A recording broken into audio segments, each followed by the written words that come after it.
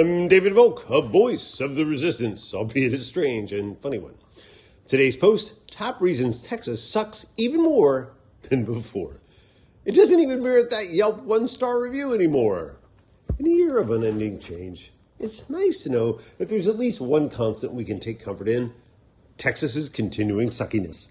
Sure, it boasts great barbecue and Texas Monthly Magazine, which is a great magazine with the unfortunate task of covering a sucky state, but it's still Texas, and this year it outshone itself by reaching new highs in low, thanks to the following developments. 1. Misrepresentation without representation. When Donald J. Trump realized the Republicans had no chance of winning the 2026 election on the basis of their ideas, read, without cheating, he ordered Texas to withdraw its legislative map to create 5 more Republican districts. The legislature and the governor happily assumed the position and said, "Thank you, sir. May I have another?" without getting the approval of the voters, who are the ones who are really getting screwed. And taking it in the shorts. Number 2, an attorney general who investigates wrongdoers by doing wrong.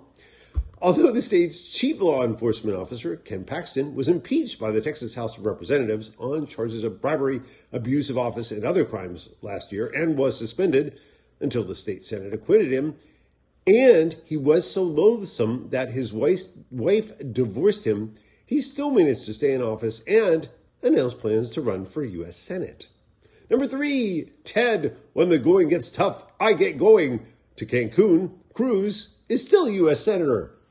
It's hard to believe that the same man who refused to defend his wife or his dad from Trump slurs is still in office. I didn't even know Texas elected people who didn't stand up for themselves. I hope his term ends soon. Maybe one of Jasmine Crockett's allies will help. Number 4, bathroom monitoring.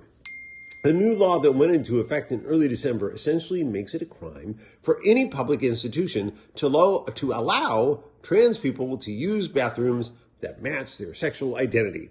Fines start at $25,000 per violation and go up to $125,000 per incident. What I want to know is, how will they enforce it? Will there be someone who goes through men's rooms and does a dick check? Will some pervy guy be in charge of women's rooms? Will there be ICE-style raids? Number 5, abortion bounties. As of December, the so-called Women and Child Protection Act gives private citizens the right to sue anyone who makes, distributes, or mails abortion drugs like mifepristone into Texas. It's also currently legal for Texans to sue anyone who assists someone in getting an abortion in or out of state. Isn't it great that Texans are so pro-small government and so opposed to government interference into people's lives? Oh, that's right. I forgot. In Texas and Republican America, women aren't people.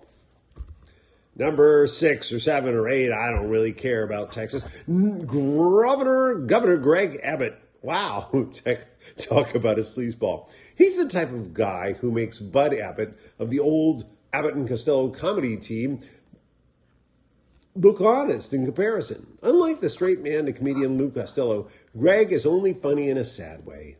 A very sad way. And finally, as always, it's so bad that even the dogs are leaving. Because Texas allows animal shelters to kill cats and dogs in their care, many animal welfare organizations have continued to scramble to find out-of-state homes for the state's stray dog population.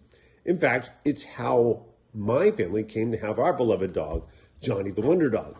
It should come as no surprise that Texas not only leads the nation in euthanizing shelter animals, it also leads the U.S. in executions since 1976, the year the death penalty was reinstated. After all, why would a state that treats its pets so poorly be expected to treat humans any better? Despite that, I still like to think that the dogs are leaving by their own choice. Even man's best friend is getting out while the getting is good. I've been David Volk, a voice of the resistance, albeit a strange and funny one.